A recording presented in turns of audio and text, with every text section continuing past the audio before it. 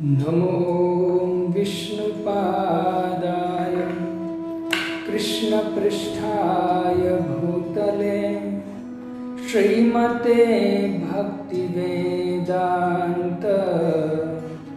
स्वामिनिति नामिने।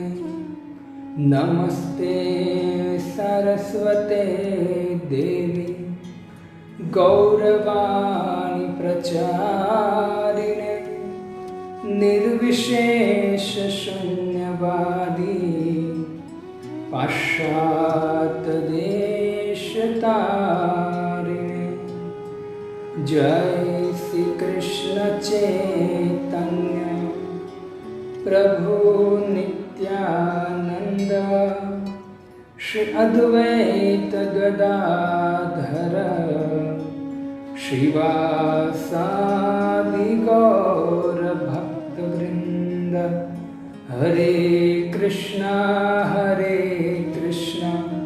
कृष्णा कृष्णा हरे हरे, हरे राम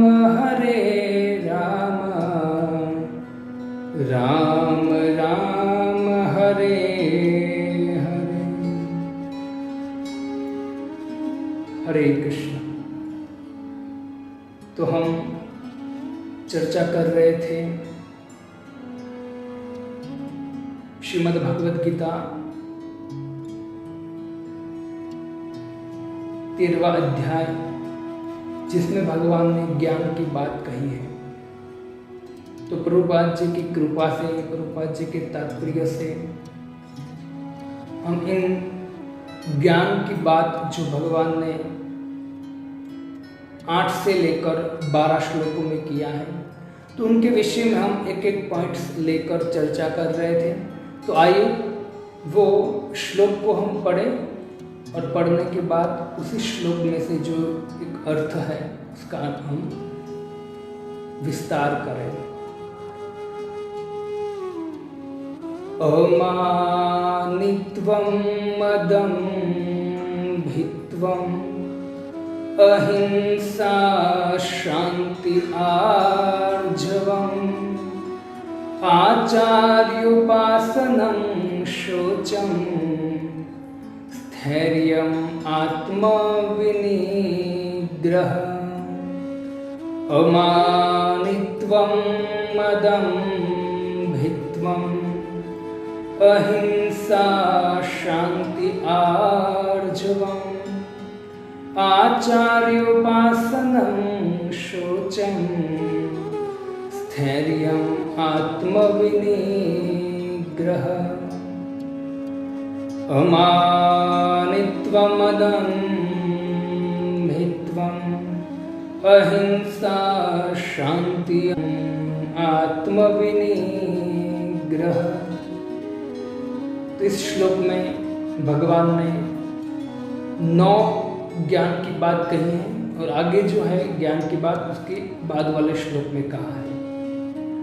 तो हमने अमानित्वम अदम्भित्वम अहिंसा शांति आर्जवम आचार्योपासनम शौचम स्थैर्यम, ये 8 ज्ञान की बात पर हम चर्चा कर चुके हैं। आज हम चर्चा करेंगे आत्म विनिग्रह। तो आत्म विनिग्रह का अर्थ है आत्म संयम। आत्म संयम मतलब आत्म संयम हम कैसे रखेंगे? जब हम आत्मा के विषय में जानेंगे तब हम आत्मा का संयम रख पाएंगे। तब हमको पता चलेगा कि जो आत्मा है वो क्या है और आत्मा का कल्याण किस में है। और उस हिसाब से हम जब कार्य करेंगे तब आत्मा सुप्रसिद्ध है, जो भगवान भागवतम में कहते हैं। तो आत्म विनिग्रह, आत्म संयम कैसे रखना चाहिए? भगवान श्री कृष्ण भगवद गीता में अर्जुन को शुरुआत में ही आत्मा का ज्ञान देते हैं, आत्म तत्व का ज्ञान देते हैं। अशोचानाम शोचत्वं प्रज्ञावादाशु भाषते गताशुश्च नानु शोचन्ति पंडिता। कि जिसके लिए तुझे शोक नहीं करना है उसके लिए तू शोक कर रहा है,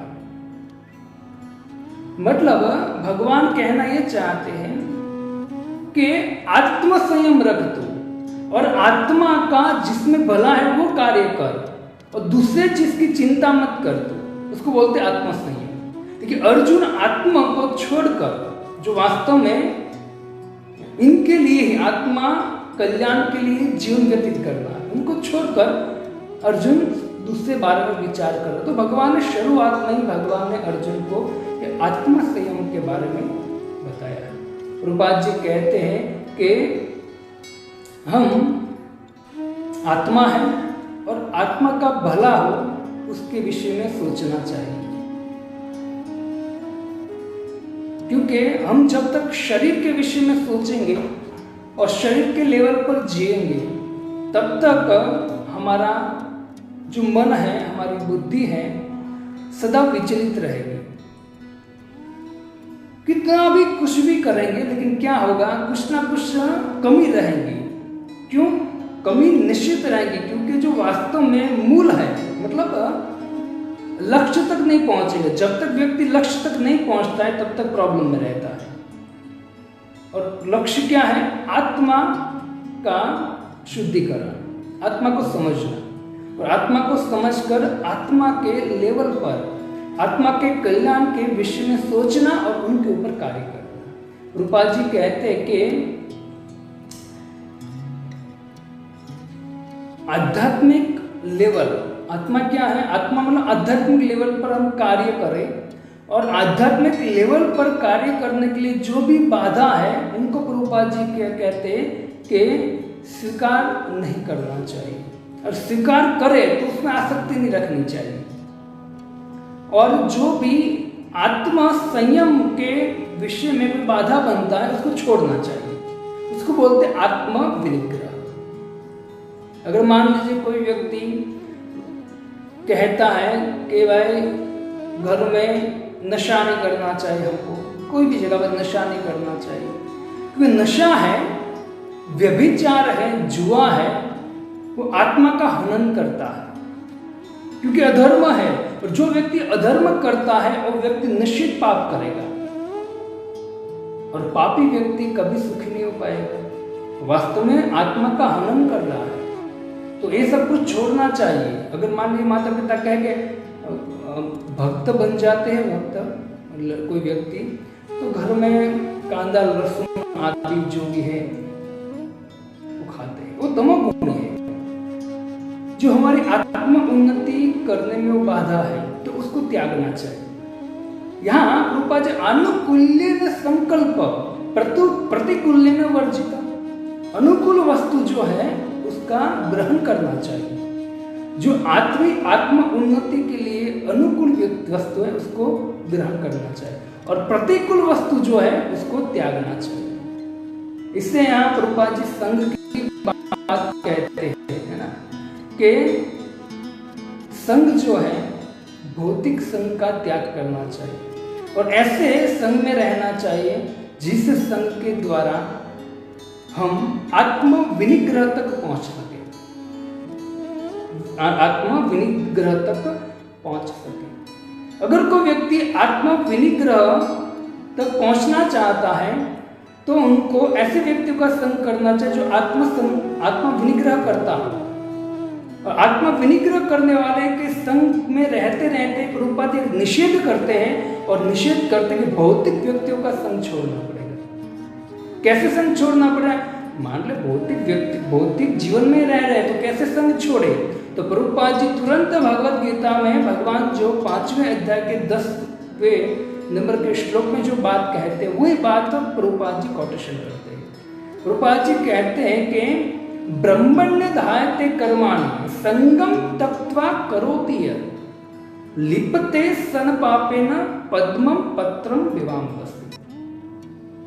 अगर आप अपने आत्मा का संयम रखना चाहते हैं, आत्मा विनिग्रह करना चाहते हैं, तो हमको इस भौतिक संसार में इसी तरह रहना है जिस तरह से कीचड़ में कमल रहता है। तो कब शक्य है? जब हम भक्तों का संग करें। मैं बारंबार कहता हूं कि एक हफ्ते में हम 1 घंटा सत्संग करते हैं और बाकी 6 घंटा और 6 दिन और 23 घंटा हम भौतिक संग में रहते हैं। मतलब एक घंटा हम अच्छी तरह से स्नान करते हैं, सैन बैंड, बहुत अच्छे कपड़े पहनते हैं, और फिर पूरा 6 दिन और 23 घंटा हम गटर में रहते हैं। ऐसी बात होगी। तो प्रभुपाद जी कहते हैं कि थिएटर, होटल आदि जो है उनका त्याग करना चाहिए। हम जो मोबाइल यूज करते हैं, क्योंकि सबसे बड़ा अभी प्रॉब्लम हो गए मोबाइल, तो उनको भी हम बहुत संभाल कर उसका उपयोग करना चाहिए। जब श्रीमद् भागवतम में सुखदेव गोस्वामी कहते हैं कि जो आत्मा के विषय में ज्ञान, आत्मा संयम के विषय में कहीं भी ज्ञान मिलता हो, उनको ले लेना चाहिए। सुखदेव गोस्वामी कहते हैं कि जब अवधूत ब्राह्मण ने 24 गुरु बनाए, और 24 गुरु ऐसे बनाए, उसने देखा कि जहां जहां भी, जैसे चोर है, वेश्या है, एक छोटी सी लड़की है, उन लोगों की एक्टिविटी देखकर उन लोगों को गुरु बना लिया। क्यों? क्योंकि उस अवधूत ब्राह्मण ने सोचा कि ये जो व्यक्ति है उस सब व्यक्ति जो एक्टिविटी करते, उनसे मैं सीख रहा हूं कि कार्य करने से हमारी आत्मा का कल्याण होगा, हमारी आत्मा का संयम होगा। जैसे अवधूत ब्राह्मण ने वेश्या को देखा, वेश्या की एक्टिविटी देखा, वेश्या का दुख देखा, और वेश्या से सीखा उसने कि ये हमको सावधान रहना चाहिए। वेश्या जो इच्छा करती थी, वो इच्छा के द्वारा इच्छा पूरी नहीं हुई, तो इच्छा पूरी न होने के कारण वो पछताई, रोई और बहुत दुखी हुई। इससे वहां अवधूत ब्राह्मण ने तुरंत विचार किया कि जो इच्छा है वो इच्छा नहीं करना चाहिए, इच्छा को छोड़ना चाहिए। अगर आप इच्छा को छोड़ देते, इच्छा करना छोड़ दो, मतलब इच्छा करोगे नहीं मिलेगा तो दुख होगा। रूपा जी कहते कि अगर आप इच्छा नहीं करते हो तो कोई सवाल ही नहीं आपको मिले या ना मिले, आपकी इच्छा ही नहीं प्राप्त करनी है। हाँ, और दूसरा कि अगर मान लिया आप इच्छा नहीं करते हो और एकदम शांत हो, लेकिन अचानक आपको चीज ऐसे मिलती है, न चाहते हो, इच्छा न करते हो भी आपको मिलेगी वो चीज। कोई व्यक्ति अगर इच्छा नहीं करता है भौतिक चीजों की और अपने भजन में मग्न रहता है, तो प्रभुपाद जी कहते हैं भगवान की कृपा से उनको वो चीज अपने आप मिलेगी, हो सकता है मिले। तो प्रभुपाद जी ने तो अहंकार नहीं करना है कि देखो मुझे इच्छा न करने के बाद भी मुझे सब कुछ मिल रहा है, और आप लोग इच्छा करते फिर भी आपको कुछ नहीं मिल रहा है, तो ये हमको अहंकार भी नहीं करना चाहिए। तो यहाँ कहते हैं कि अगर विष्टा है, विष्टा में सोना पड़ा है, तो उनको बुद्धिमान व्यक्ति उठा लेता है। मल होता है, उसमें सोना पड़ा है तो बुद्धिमान व्यक्ति उठा लेता है। वैसे चाणक्य पंडित कहते कि व्यक्ति मूर्ख क्यों ना हो, लेकिन उनके मुख से अगर आत्म उन्नति का ज्ञान प्राप्त होता है तो ले लेना चाहिए व्यक्ति को। वैसे अवधूत ब्राह्मण भी 24 गुरु बनाए, जहां जहां भी उसको लगा कि मेरा आत्मा विनिग्रह, मेरे आत्मा संयम, आत्मा उन्नति का कारण है ये, तो तुरंत उनको ग्रहण कर, चाहे वेश्या हो, चाहे चोर हो, चाहे छोटी सी लड़की हो। तो हमको भी विचार करना चाहिए कि जहां भी आत्मा का पहले तो आत्मा को जानना चाहिए। हम शरीर नहीं है, आत्मा है। शरीर एक दिन राख हो जाएगा और आत्मा कर्म के अनुसार अनेक जन्म में भटक रहा है, अनेक योनि में भटक रहा है। तो आत्मा का कल्याण क्या है? भगवान की भक्ति। आत्मा का कल्याण क्या है? धर्म। तो विधि और निषेध को जानना चाहिए, विधि का पालन करना चाहिए, और निषेध जो कहा है शास्त्र में, वो गुरु साधु शास्त्र के द्वारा समझकर जीवन व्यतीत करना चाहिए। और जहां जहां भी ऐसी चीज आए कि जहां हमारे आत्मा का कल्याण नहीं है, उनको त्याग कर देना चाहिए। और जहां हमारे आत्मा का उन्नति है, उनको तुरंत ग्रहण करना चाहिए। चाहे अभी उदाहरण देते प्रभुपाद जी के चाणक्य पंडित, विष्टा में सोना है तो भी उसको बुद्धिमान व्यक्ति दे देता है। जहां जहां भी ये भौतिक जगत में कहीं भी जाएंगे तो हमको कुछ ना कुछ शिक्षा मिलती है, कुछ ना कुछ शिक्षा हमको मिलती है। लेकिन अगर हमारी आत्मा उन्नति के लिए शिक्षा है तो हमको अचूक उनको ले लेना चाहिए। इसको बोलते हैं आत्म विनिग्रह, आत्म संयम बोलते हैं। लोग पार्टी में जाते हैं, कोई शादी में जाते हैं, तो शादी में जाकर वहाँ अनेक चीज बनी होती है खाने के लिए। कहते हैं कभी जैसा अन्न वैसा मन। तो बुद्धिमान व्यक्ति है जो आत्मा को जानता है, वो व्यक्ति क्या करेगा, वो विचार करेगा कि जो तमोगुणी आहार है मुझे नहीं लेना। क्यों? कि उनके द्वारा मेरी आत्मा का उन्नति नहीं होगा। इसलिए व्यक्ति क्या करेगा, ऐसे आहार खाएगा जो आत्मा की उन्नति। वैसे जो जानता है वो तो भगवान के प्रसाद ही खाएगा। तो ऐसा होता है बहुत बार कि जाता है और कुछ भी होता है तो खा लेता है, मुंह में डालता है, लेकिन जैसा अन्न होगा वैसा मन हो जाएगा। और मन ऐसा होने के कारण व्यक्ति आत्मा पर संयम नहीं रख पाता है और गलत चीजों को कर देता है। इससे हमको बहुत सावधान रहकर, है ना, इससे ध्येय जो है हमारा उनको प्राप्त कर कर प्रभुपाद जी कहते हैं कि हमारे जो आत्मा उन्नति की चीज है, आत्मा उन्नति की जो आत्मा जिसमें प्रसन्न है, उस चीज को हम करते हैं तो उसको बोलते अर्थ। और जो चीज आत्मा उन्नति नहीं है, प्रतिकूल है, आत्मा के प्रतिकूल वस्तु है, उनको बोलते अनर्थ। अनेक चीज है जो आत्मा के प्रतिकूल है तो उनको अनर्थ बोला गया है, तो उससे दूर रहना चाहिए।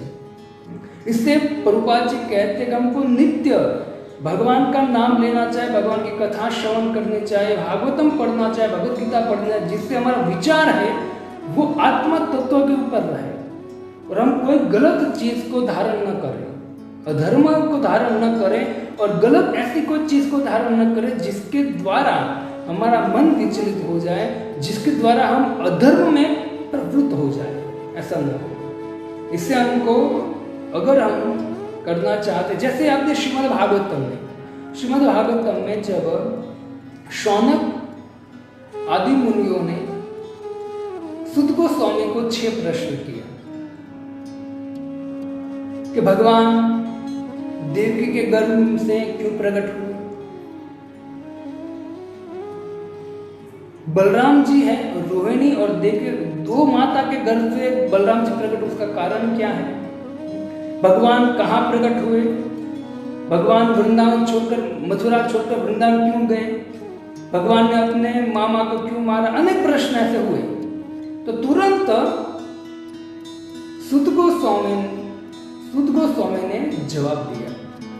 सुत गोस्वामी कहते कि आपने जो प्रश्न किया, देखो आप ये इसको आत्मविनिग्रह कहते हैं कि ये जो आपने प्रश्न किया है किसके विषय में प्रश्न किया है, भगवान के विषय में। सुखदेव गोस्वामी परीक्षित को यही बात कहते कि परीक्षित, है ना, सम्यक व्यवस्थिता बुद्धिया, तेरी बुद्धि बहुत सुंदर है। क्यों? कि तूने भगवान के विषय में प्रश्न किया, भगवान की लीलाओं के विषय में प्रश्न किया। वैसे ही सुत गोस्वामी तुरंत शौनक आदि मुनियों को कहते कि आपने जो प्रश्न किया है इतना सुंदर प्रश्न है ना, कहते मुनियो साधु पृष्ठो भगवत विलोक मंगलम यत्कृत कृष्ण संप्रश्नो ययात्मा सुप्रसीदति।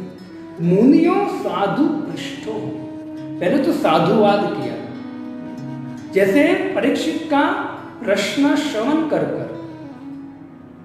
सुखदेव गोस्वामी परीक्षित का प्रश्न श्रवण कर तुरंत सुत गोस्वामी शौनक आदि मुनियों को कहते हैं, एवं निशम्य भृगुनंदन साधुवाद वैयासकी च भगवान यत विष्णुरात।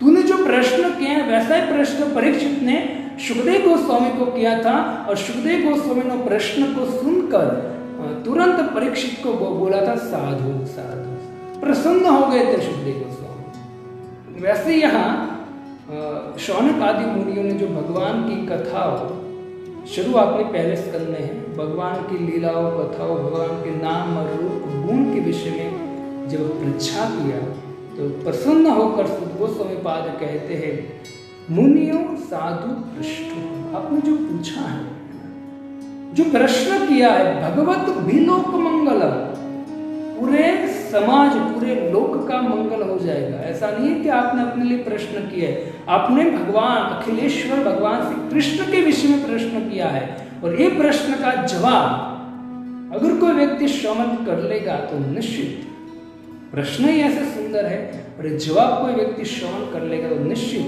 व्यक्ति उन्नति करेगा। आत्मा सुप्रसिद्ध यत् कृत कृष्ण संप्रश्न, आपने किसके विषय में प्रश्न किया है? कृष्ण के विषय में। और कृष्ण के विषय में प्रश्न करने के द्वारा क्या हुआ? आत्मा सुप्रसिद्ध। मुनियों साधु पृष्ठो हम भगवत विलोक मंगलम यत्कृत संप्रश्नो यह आत्मा सुप्रसिद्ध। तो यहाँ हमको एक हित मिलता है कि भगवान यहाँ जो 13वें अध्याय में आत्मा विनिग्रह की बात करते हैं, तो हम समझ सकते हैं कि यहाँ सूत गोस्वामी पाद कहते हैं कि आत्मा विनिग्रह, आत्मा का संयम कैसे हो, कैसे होगा आत्मा का संयम? तो कहते हैं कि आत्मा का संयम होगा भगवान के विषय में श्रवण करना। मांस, नशा, जुआ, व्यभिचार, ये सब अधर्म है, और इससे आत्मा जो है वो नष्ट होती है, इसको त्यागना चाहिए। विषेध और निषेध, और विधि और निषेध दोनों को जानना चाहिए। वो कैसे जानेंगे? और तब जाके आत्मा प्रसिद्धि होगी, आत्मा का विनिग्रह होगा, वो समझ में आएगा शास्त्रों के द्वारा, साधु के संग के द्वारा, भक्तों के संग के द्वारा। और जब तक व्यक्ति आत्मा विनिग्रह करना नहीं सीखता है ना, तब तक कभी भी मन से सुखी नहीं हो पाएगा। हो सकता है व्यक्ति सत्वगुणी हो, सत्वगुणी व्यक्ति भी अगर भगवान का भजन नहीं करता है, आत्मा का विनिग्रह, आत्मा को नहीं जानता है, तो व्यक्ति भी अहंकारी होगा कि देखो मैं शांत हूँ, मैं ब्राह्मण हूँ, तो वो उनको अच्छाई का अहंकार हो जाएगा। लेकिन अगर आत्मा को जानता है तो आत्मा के द्वारा, वो जानने के बाद धीरे धीरे उसमें नम्रता भी आ जाएगी, और आत्मा जो प्रसिद्ध, मतलब आत्मा की उन्नति है, उसी चीज को ग्रहण करेगा। इससे मेन चीज है आत्मा को जानना, समझना। संसार में व्यक्ति बहुत बड़े बड़े कार्य करते उनके हिसाब से, चाहे कोई बंगला बना रहा है, कोई बड़ी बड़ी गाड़ियां ले रहा है, बड़े बड़ा बिजनेस कर रहा है, तो उनके हिसाब से उन लोगों को लगता है हम बहुत बड़े बड़े कार्य करते हैं। लेकिन अगर आत्मा विनिग्रह नहीं है, नहीं पता है आत्मा के विषय में, तो अंत में तो श्रम एवं केवल, अंत में तो क्या हो जाएगा? श्रम हो जाएगा। धर्म सनुष्ठित पुंसा विश्वक सेन कथा सुय, भगवान का नाम है विश्वक सेन, और अगर भगवान की कथा में श्रवण कर रहा है, भगवान के विषय में ध्यान नहीं दे रहा है, और अपने आत्मा, मतलब वो आत्मा का खुराक है भगवान, ध्यान नहीं दे रहा है, तो जो भी जीवन में कार्य करता है, वो अंत में तो क्या होगा? श्रम। ये बुद्धिमान व्यक्ति समझ सकता है। माइकल जैक्सन की बात हम करते हैं, मैं उनके विषय में विचार करता तो मैं सोचता हूँ कितना व्यक्ति मूर्ख है। 150 साल उनको जीना था, वो जिस तरह से अपना जीवन व्यतीत कर रहा था, ऐसे जीता तो भी व्यक्ति 60, 70, 80 साल जी सकता था। लेकिन उसने प्रकृति के विरुद्ध जाकर क्या करना चाहा? मैं 150 साल जीऊंगा, 50 साल में मर गया। इससे जो व्यक्ति आत्मा की उन्नति के लिए आत्मा को जानकर जब जीवन व्यतीत करता है ना, तो निश्चित उनका जीवन सफल होता है। चाहे वो व्यक्ति 25 साल भी क्यों ना जिए, लेकिन अगर वो आत्मा का कल्याण के लिए जीवन व्यतीत करता है, तो 25 साल जिया है ना, फिर भी उनका जीवन सफल है। कोई व्यक्ति 100 साल जिया, लेकिन आत्मा के विषय में कुछ पता ही नहीं है, आत्मा सुप्रसिद्ध थी, आत्मा विनिग्रह क्या है कुछ पता ही नहीं है, तो निश्चित वो व्यक्ति कुछ काम का नहीं 100 साल जिया। वैसे ये कुंभार होता है जो मटके बनाता है, उसकी धमनी भी सांस लेती है, और हम भी लेते हैं, क्या फर्क पड़ता है? इससे हमको समझना चाहिए। इससे तो हमको भगवान के गुणगान बढ़ाना चाहिए। श्रीमद् भागवतम में कहते हैं कि भगवान की कृपा से मनुष्य देह मिला है। नृदेहम माध्यम सुलभम सुदुर्लभम प्लवम सुकल्पम गुरु कर्णधार मयानुकूले नभस्तरेत तम पुमान भवात्मी न तरेत स आत्मा। जो व्यक्ति आत्मा का हनन कर रहा है, जिसको मनुष्य देह मिला है, शास्त्र और साधु का संग मिला है, शास्त्र मिले हैं, और फिर भी वो व्यक्ति इस सब कहना सब कुछ है, सब कुछ शास्त्र भी उपलब्ध है, साधु का संग भी उपलब्ध है, मनुष्य देह भी प्राप्त हुआ है, सब कुछ है, लेकिन फिर भी व्यक्ति अगर इसी भौतिक संसार को भोगने के लिए रचा बचा रहता है, तो शुद्धे गोस्वामी पाद पुमान भवाप्ति न तरे स आत्मा, वो व्यक्ति निश्चित अपनी आत्मा का हनन कर रहा है। इसे आत्मा जो विनिग्रह है, आत्मा का संयम है, मतलब आत्मा का संयम वही है कि जो आध्यात्मिक उन्नति के लिए जो भी चीज है उसको ग्रहण करना, मतलब अनुकूल वस्तु है उसको ग्रहण करना, और प्रतिकूल वस्तु है उनको त्याग करना। अभी धीरे धीरे हमको संसार में रहते रहते का प्रैक्टिस करना चाहिए धीरे धीरे। और त्याग में जो आनंद है, त्याग में भौतिक चीज की त्याग में जो आनंद है ना, वो व्यक्ति त्याग करेगा तभी पता चलेगा। इसे त्याग करना सीखना चाहिए। जितना हम इकट्ठा करने का प्रयत्न करेंगे, भोगने का प्रयत्न करेंगे, ये ले लो ये ले लो, उतना भार बढ़ेगा, इतनी चिंता बढ़ेगी। उसको सोच आएगा, फिर सोचेंगे कि ये चला ना जाए, कहीं कोई चोरी ना कर जाए, उसकी चिंता। जब ऐसी चिंता करते करते व्यक्ति अपनी आत्मा जो है उसका कल्याण भूल जाता है। इसे यहाँ कहा गया है कि प्रतिकूल वस्तु है उसका वर्जन करना चाहिए, हमको उसको छोड़ना चाहिए, त्याग जीवन में होना चाहिए, और दिन प्रतिदिन हमको विचार करना कि मेरी आत्मा का कल्याण कहाँ है। भगवत गीता पढ़ना चाहिए, भागवत पढ़ना चाहिए, और इस हिसाब से हमको जीवन व्यतीत करना चाहिए। आहार कैसा लेना चाहिए हमको, जो हमारे शरीर में नशा, व्यभिचार, जुआ, अनेक चीज ऐसी हैं वो नहीं करना चाहिए, प्रयत्न करना चाहिए।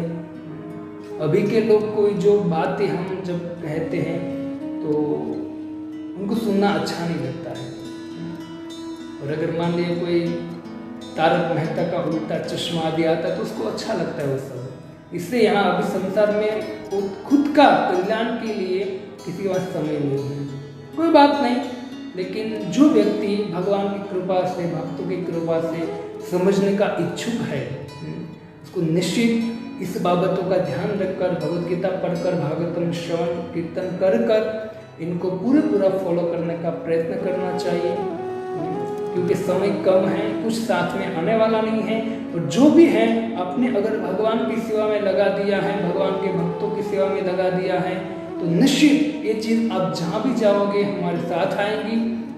और जब तक हम हैं तब तक हमको इस भगवत कार्य में लगा रहना चाहिए। जितना हो हमारे पास, जितनी भी शक्ति हो, उस शक्ति के हिसाब से हमको प्रयत्न करना चाहिए कि हम भगवान की सेवा कर सके।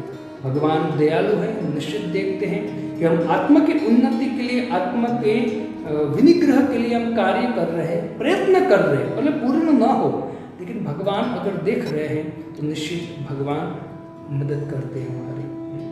तो मनुष्य देह मिला है, भगवान यहाँ कहते हैं कि आत्मा का संयम हमको रखना चाहिए।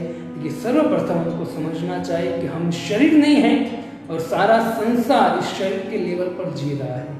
और जो व्यक्ति समझ गया है कि हम शरीर नहीं हैं, हम वास्तव में शरीर में अंदर हम आत्मा है, शरीर को चलाने वाला, और आत्मा भगवान का अंश है और कर्म के अनुसार इस शरीर धारण करता है। और ऐसा व्यक्ति को समझ गया है गुरु शास्त्र साधु की कृपा से, तो वास्तव में बड़ा भाग्यशाली व्यक्ति है।